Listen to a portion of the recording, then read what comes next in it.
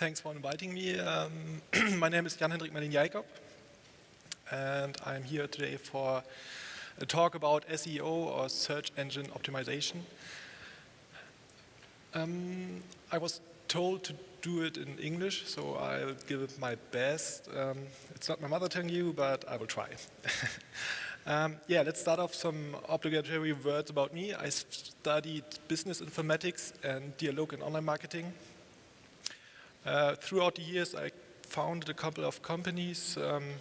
Two of them were very successful. Two of them were, not so good. Besides that, I did the world travel. I think I'm pretty open-minded. And my latest company, onpage.org, was quite successful this year. I've got nominated the Young Entrepreneur of the Year and Startup of the Year. With this company, it's onpage.org. We provide B2B tools for the quality management of websites, which is nowadays one big factor for SEO. So by coincidence, the whole thing how I do SEO become the new standard. So SEO is the most challenging and controversial channel of online marketing. As you all know, it got this nasty touch of being evil, and you try to fool Google and to cheat and stuff like that. And also there's no official education. So every SEO got his skills from reading and trying and stuff like that. And then also the rules are primarily determined by Google. So there's one big monopolist who changes the rules by his own mind every day almost. So what's right today can be wrong tomorrow, and this makes this whole work very complicated. And for myself, I'm really risk averse. I don't do things like risky link building or stuff like that. So if I build a good website, I want it to be good for a couple of years. So to talk about the state-of-the-art stuff, it's best to have a look back what happened in the past years. So this is the timeline of Google and their updates. You probably all know the most of the updates, and maybe you also see the slide. The most popular ones or most obvious ones are the universal search, which is Google Places, Google Video. So right in the search results you see places entries, shopping entries and stuff like that. And most recently, there is this knowledge graph, that's the stuff on the right-hand side, and the intelligence features, which is at the very right-hand side. About those, I want to talk more later. But this is more like feature-wise updates. As we talk about SEO, it's more the question what changed in SEO. Eric Schmidt, the former CEO of Google, said in 2010 there were 516 updates in the Google algorithm. So there's really a lot of change. It's almost 2 changes per day. The most common or most popular ones are the Panda update in 2011, the Penguin update in 2012, and most recently the Hummingbird update. At moz.com you find a really comprehensive list of all the minor ones. And to understand why the SEO scene is how it's now, how it has changed, it's very important to understand what happened. So in 2011, there were a lot of spamming pages. There were thin content pages which aggregated really stupid content, like how do I open a bottle of water and then grab the water and turn around the cap, and that was the content. They have millions of pages of that, and the Google algorithm ranked them very high. So there were a lot of people complaining about the bad quality of the search results, and Google had to change something, and they did this Panda update. And now it was the question, how do we determine those spammy pages? And it was actually quite easy, because they consisted of thin content, what I already mentioned, very short content, or duplicate content. So they stole their content from other pages, aggregated them, and had no real value on their own. Also, they have a lot of ads above the fold, so without scrolling, almost 50% of the whole screen was filled with ads. And this resulted in very bad user intent data. User intent data is like bounce rate, So if a user comes to your page and directly hits the back button, Google sees that. And that's user intent data, and this is becoming more and more important. So those pages had very bad user intent data. Together with other factors like keyword spamming and stuff, they determined, okay, these are the bad guys and these are the good guys. And for example, in Germany, there was gutefrage.net, which had a really big problem with this update. In 2012, there was another update, the Penguin update. Again, Google wanted to try to improve the quality of the result pages. And this time, they were fighting artificial links. A lot of people were buying really cheap links from content farms and stuff like that to improve their own rankings. So you were going to them and paying them thousands of euros, and they pushed your page up because of the Google algorithm. This is still a lot of link influence, page rank and stuff like that. So the more links you have, it's kind of a recommendation by other pages and stuff like that. So how did they determine which are good links and which are bad links? And they did an algorithm by checking out if the money keyword is the link text. So if you have a car insurance page and 80% of your links were saying car insurance, it was a good sign that these links are bought because the person was trying to push for the keyword car insurance. Also, the links came from a lot of off-page domains, off-topic domains, and so they did an algorithm to find out who is trying to fool them. The latest one is the Hummingbird update, which was announced like a month ago. This is not so much about SEO, but it's the biggest update in 10 years by Google because they changed the whole system, how it works. Below it, there is a linguistic data mining model, which is better improvement of how the things are connected, better for semantics and stuff like that. I'll come to it. Matt Katz, he's the head of anti-web spam, is saying that now we are an internet of things, not strings. So the term vector model is what is the basis of it. And that's quite mathematical stuff, but it's really cool because if you have the vector capital, you add the vector of Germany, you get the vector of Berlin. So you can calculate the meaning of words. And with that, you can do cool things like conversational queries, which is a preparation for Google Glass and stuff, where people can talk to Google. So like they ask, what is the capital of Germany? Google says, oh, it's Berlin. And then they just query, and in France, Google recognizes, he was talking about capitals, now he wants to know the capital of France, it's Paris. And this is a lot of new opportunities, and it changes the whole game, how it works. So, but enough talk about the theory and the past. Nowadays, SEO is basically what it should be. It's producing the best websites possible. So it's about writing high-quality content, having a good content strategy, combining it with content marketing. Most importantly, ensure crawlability, especially for big websites who have thousands or millions of subpages. Also, there is quality management from the technical point of view. And this whole link building stuff is getting more and more to a contact building. So like you try to build an authority in your niche and be the best one somebody can talk to, and then you get organic links instead of artificial links. And basically it's all about not trying to fool Google because, they are the smartest in the class and you can't fool them. So it's always a matter of time until they change something and then you get, a penalty or something. So basically, it's not anymore about cheating, it's a craftsmanship. And here's an example for that. On the left-hand side, we have a well-funded, well-known website of a pharmaceutical reseller. On the right-hand side is a startup covering doctors and dentists. And the left-hand side, the page, they need to buy all traffic about AdWords, SEA. The right-hand side, they did a really good job on designing and building cool features around their content, and they are ranking really, really, really good. So they don't have to buy their traffic.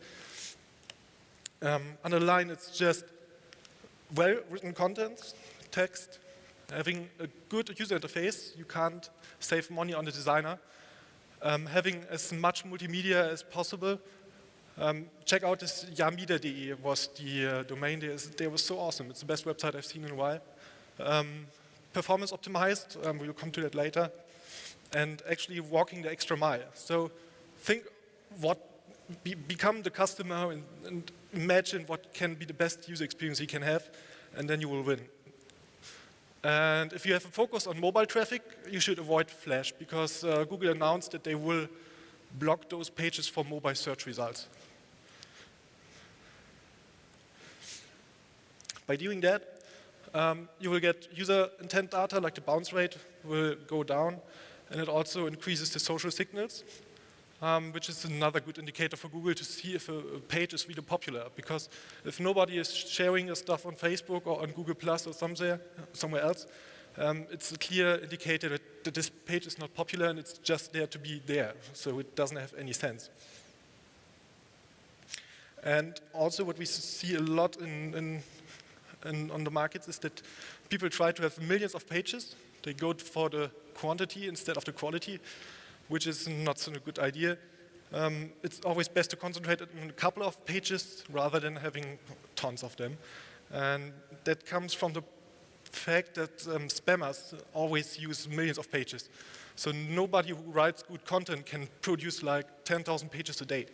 So if you start with a big project, it's always good to start with like 100 pages a day or 100 pages a week and building them up and up over time instead of pushing them all into at one day. Because this is only spammers do that. Nobody can produce so much good content in such a short time. So crawlability, this is what we do a lot on page. Maybe you have already heard it. This is pretty URL or speaking URL. So you can see in the URL how the structure of your website works. So the first example is Quelle.de, a big online shop in Germany. And if you see this snippet in the Google SERPs, in the search results, you can't know what's behind this link, while the second link shows you directly what it's about. So it's the Galaxy Note 10 page by Samsung in the category electronics. Then there are hackable URLs. This means that you can drop those snippets in the URL. So if you delete Galaxy Note 10 HTML, you get to Samsung, to this folder, and this folder should respond with an index of this whole pages. So this clinks quite basic and easy, but there are so many pages which don't follow this paradigm. And this is good usability, and also Google tries that. They try to find these index pages, and it's always good to think outside the box and do what the user might do and giving him a good experience. Then there is this whole vertical navigation theory. We have again those folders we had before, and this product page should link to all its parents. So it should link to the Samsung folder and also to the electronics folder that you show with the internal hyperlinks which pages are important and which are not. So if you have 1,000 product pages, both of those categories will at least have those 1,000 links. And also our subcategories, so like Samsung, Apple, stuff like that, will also link to electronics. So in the end, this electronics folder and the homepage will get the most linked equity, so link juice. And you show him with this PageRank stuff that these pages are the important ones, while these others are less important. They are just detail pages for the product. This is mostly done via breadcrumbs, but still there are many pages which mix this up. So they are linking to other pages, or they're missing some part of the folder structure. And finally, the horizontal navigation. This is throughout the sisters of a node. So if you have this Galaxy Note 10, we should also link to the Galaxy Note 9 and other stuff in this category. So you build a ring of all these products, and they should link to each other, so the crawler knows who belongs together and who is up and down. So it's all about building a clear structure. In the end, every page should be accessible within 4 clicks. If you do a good site architecture, the bot can get to any of your pages within 4 clicks. It's basically this random surfer model, which was the really basics of the Google patent. And if you stick to that, it's pretty sure that the crawlers will find all your pages, will all index them, and yeah, you get a lot of organic searches. In the end, it looks like this. Yeah, it's taken from spottedpanda.com. It's about building, having or knowing your structure of your websites, which are the main categories, which is subcategories, linking them all together and visualizing that. There are really few pages which stick to this paradigm and do it right. A good example in the real world is Facebook. They have billion of pages, so they did big sitemap files, like these for all the usernames. You can find it if you go to Facebook, if you're not logged in. At the footer, you will find a link called names or persons, and then you get this huge list. It goes through, I think, 2 or 3 levels, and everybody of the world who's signed up at Facebook will be in this. So the crawlers can find every single page and index them, so Facebook can rank for the names of its users. Another example is the Yamida again. They widely use this system because they also have millions of pages. So they did a sitemap on zip codes and also by German cities and by categories of their doctors.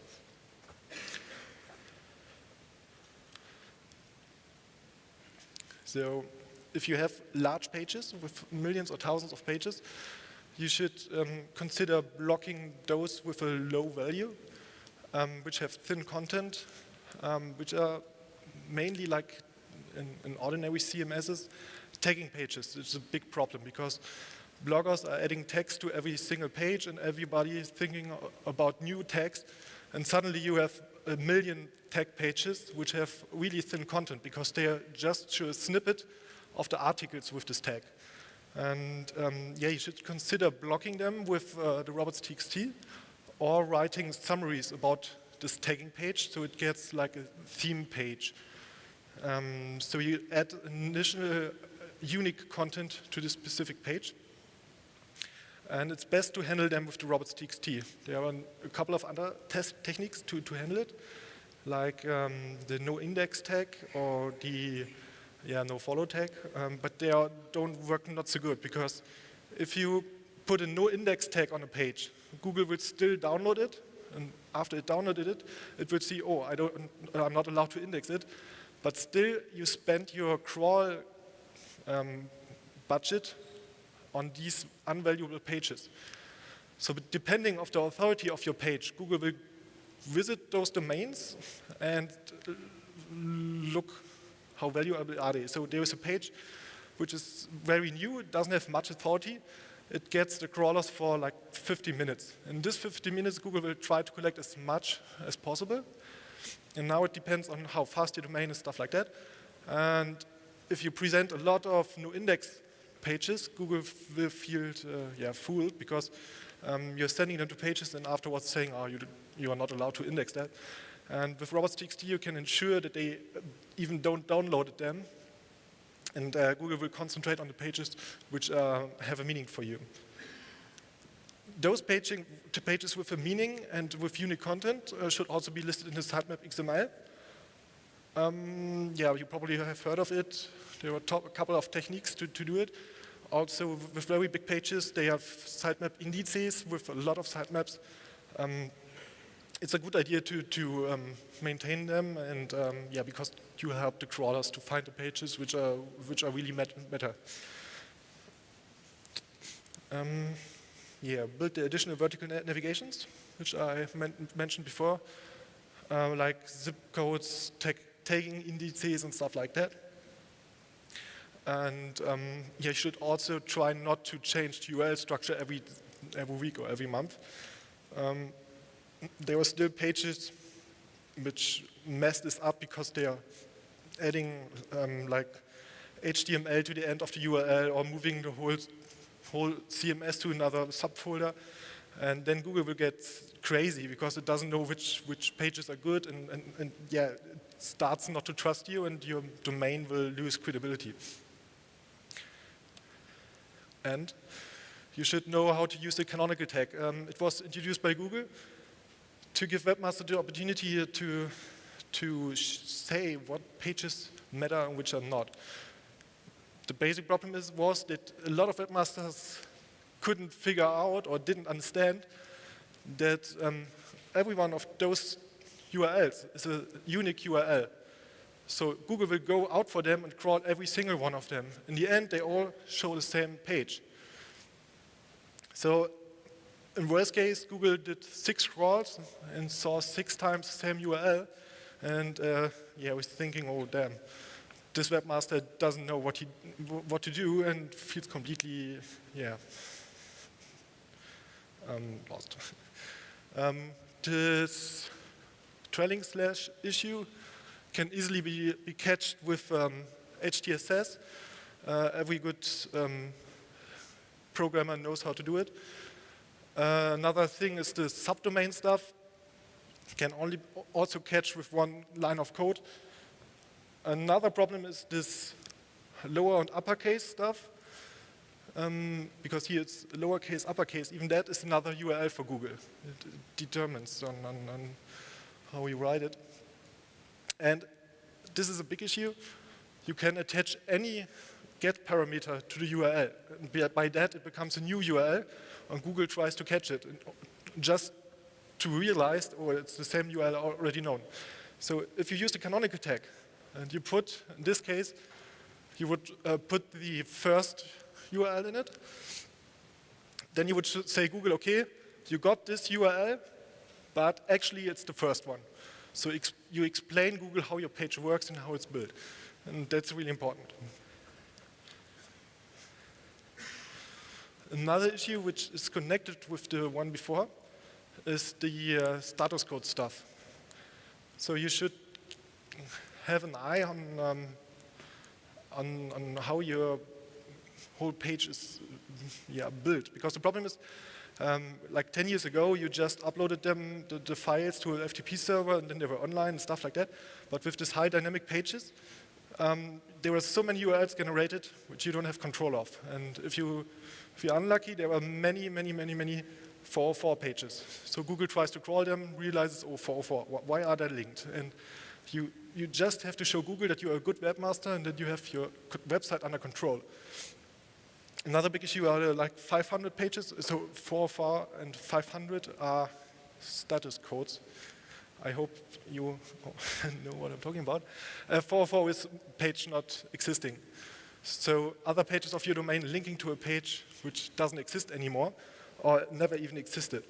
500 are broken pages where the script is not working anymore. Yeah, and you should avoid that. Also, unnecessary redirects, especially after a redesign or relaunch. Sometimes the URL structure changes.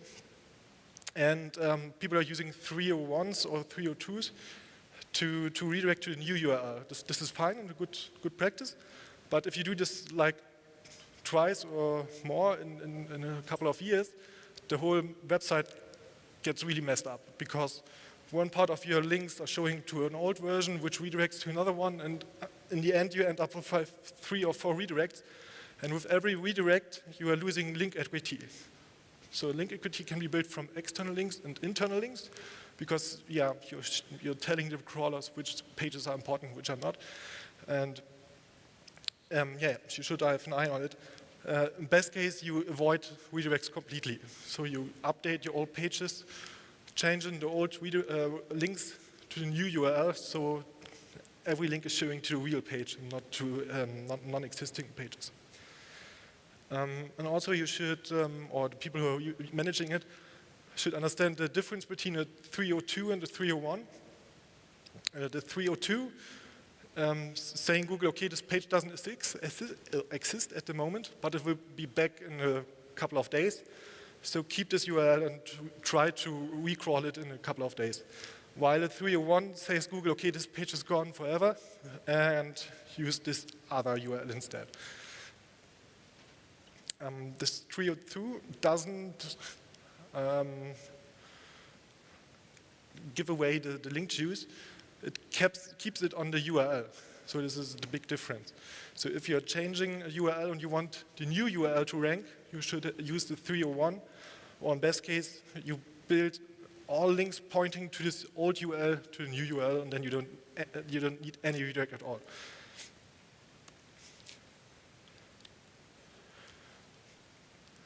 The other thing is about keyword focus.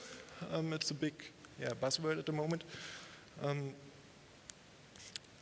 It's basically about giving Google clear signals which page is the best for a query.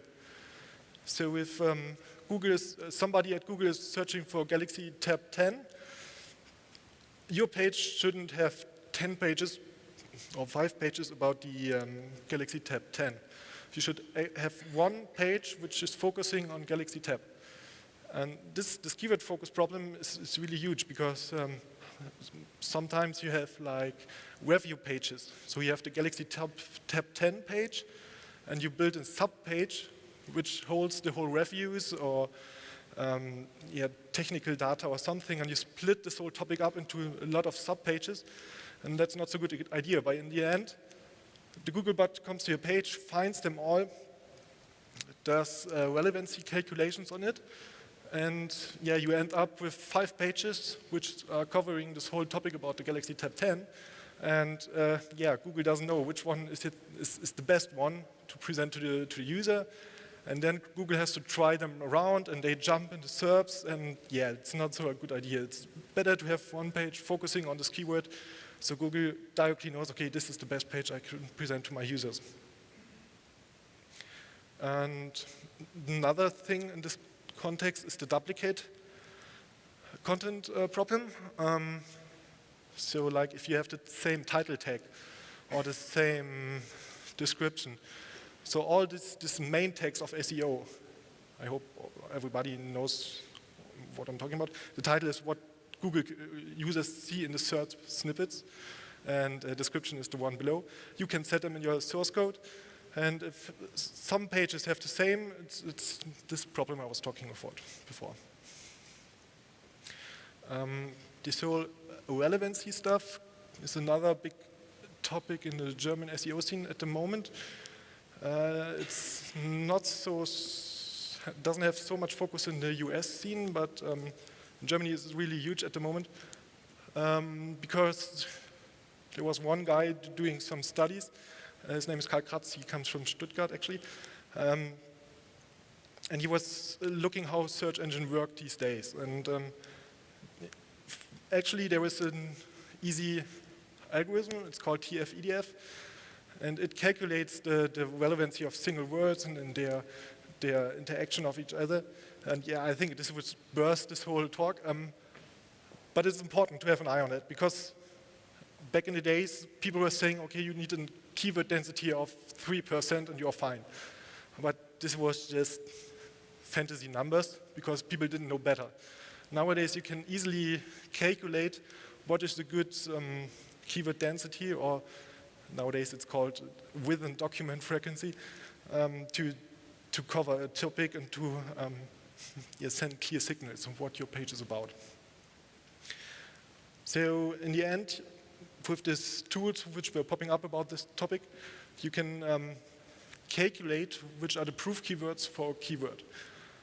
So like, say, Galaxy Tab 10, a proof keyword would be Samsung. So every page who is talking about the Galaxy Tab 10 should also mention the keyword Samsung. Otherwise, it talks about something else. So you have this keyword clusters, and it's around about 10 words or something. It doesn't matter exactly how much it is. But you have those proof keywords who should be mentioned on the page, otherwise you disqualify yourself as a good source of information for this topic. And then also, you can calculate how often your competitors use this term and adjust your text to it, so you can prevent that you are hitting some spam penalties.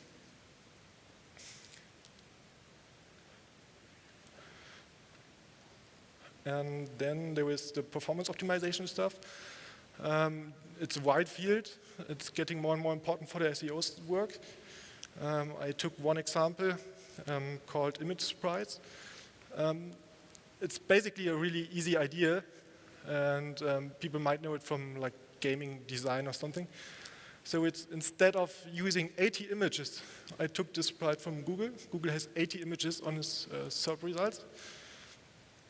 They put all 80 images or 83 images into one single image, and it gets split up by CSS, and then it's presented to the user. With this technique, you only have one request, and this speeds up the whole rendering and downloading of the website. And in the end, yeah, the page loads about 1 second faster, which has a big impact on conversion rate and stuff like that, and also on the social user intent data. Yeah, other stuff in this performance optimization is like compression using gzip, caching, so that JavaScript, CSS, images are not downloaded every single time a user clicks on your page, but they are stored on the local machine, and yeah, you save a lot of traffic. Another good idea is to use content delivery networks, so CDNs. And in the end, there was no follow attribute. It was introduced quite after no follow, the canonical tag, and a lot of people were using it wrong because they think they could adjust the way Google serves your site. But it's not meant for that. It's there for saying, Google, this is an external link, and I don't 100% trust this person I'm linking to, so don't blame me if it's something wrong goes on this page. I don't want to pass my link equity to this other page, because by setting links, you recommend other pages. This is how the whole page rank stuff works, and with no follow, you don't pass this link equity. So there were many people using this in internal pages, which doesn't make any sense, because you throw away your own link equity on your own pages. So get rid of this attribute. If you want some pages not to be crawled, use this robots.txt file. And also, like I mentioned before, the new index tag doesn't make any sense as well. Always use robots.txt in order to save the crawl budget of your page. So that's basically it. I saved some time for questions because, yeah, it was really hard for such a heterogeneous audience. You don't know what's the SEO level of the guys, and yeah, I didn't want to talk about this too technical stuff. And so I think some of the basics and maybe some questions, and then yeah, everybody is fine.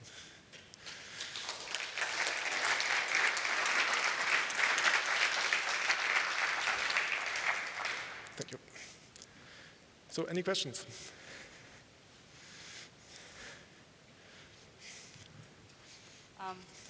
One question for duplicate content. Yep. So imagine HRS booking.com, and you have data you get from a call provider, and you have all the same data on different websites. What about duplicated content for Google? This is duplicate content, yeah, but it's a good case for the canonical tag. So there are, Matt Katz has an official web spam channel on YouTube, and exactly this topic was talked about.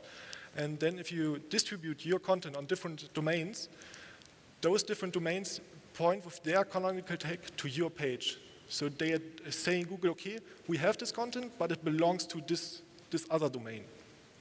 And yeah, that's how we do it. And then your page will rank for it. otherwise Google has to figure out. Otherwise, you probably won't rank for it, because another domain with more authority gets it, and Google will see it first there, and maybe they even have more authority. They will rank for it, and you're standing there like somebody who stole this content, because Google can't see it or smell it, who was the real owner. So this canonical tag is used for that. There's another one, take phrases. So if you have the same content, you can change your content on your own website. So think about Booking.com and other pages get from different providers their data, and you have to use phrases. So that your content is not duplicated, but the same. For example, use not Hamburg, sondern Hansestadt Hamburg in the text. So this is what we do, that we, if it's possible, it's not all possible, but in all cases it's possible to change the same content with phrases that we have in other content than the other ones. So we are talking about doing a page about Hamburg and another page about Hansestadt Hamburg. Oh, and you have the word Hamburg in the text. And I think, for example, 20 websites use the same text. Yep. But you use not Hamburg, instead Hansestadt Hamburg. Ah, okay. Yeah. So you use phrases for the same, you use... Yeah, but it will help you for ranking in Hansestadt Hamburg.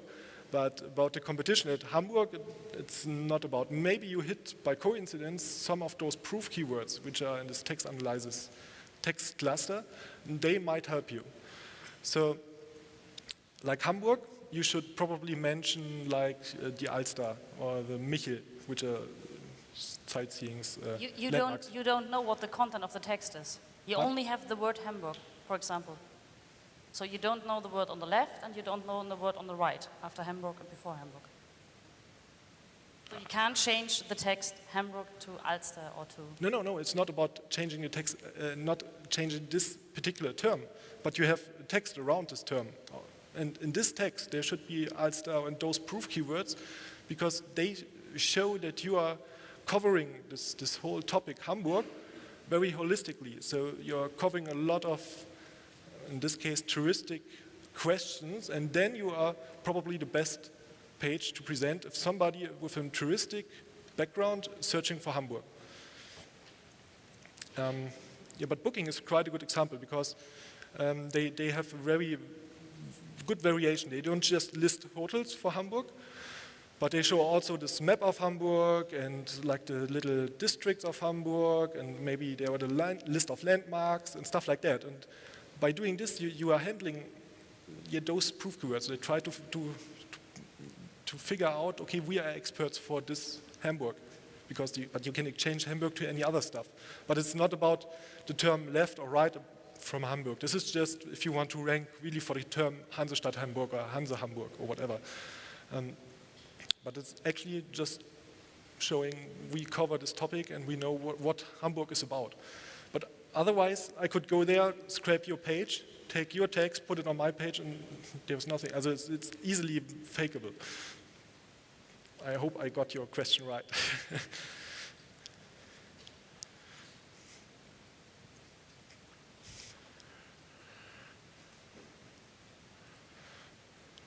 Do you have any experience about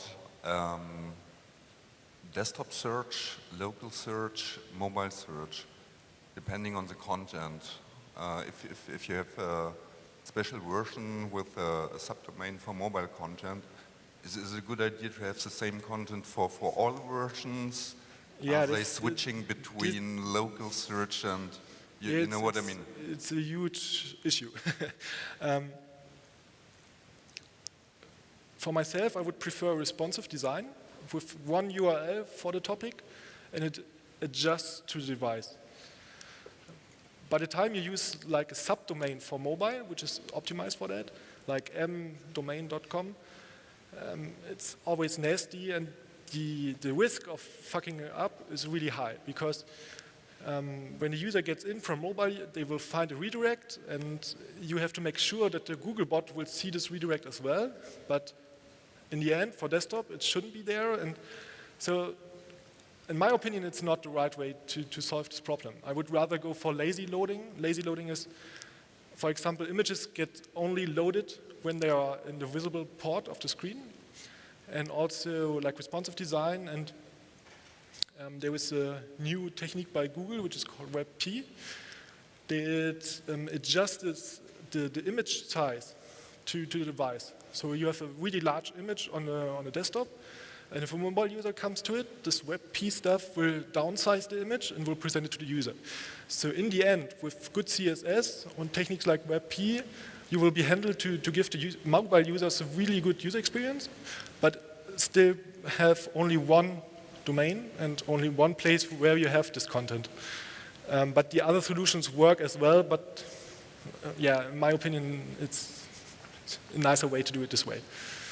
Because in the end, you end up with a duplicate content page. Because on the mobile domain, there's the same content, maybe a little, yeah, it's just the other CSS. And in the end, it's duplicate content. So, yeah. And also, yeah, don't use Flash. It was just said 2 weeks ago. Google is seeing that there is Flash on the page, and then the content won't be ranking for the mobile search in Google.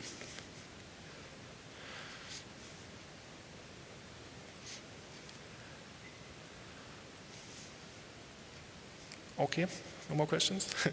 Yeah, but you can come to me and ask me things if you're too shy, and yeah, thank you.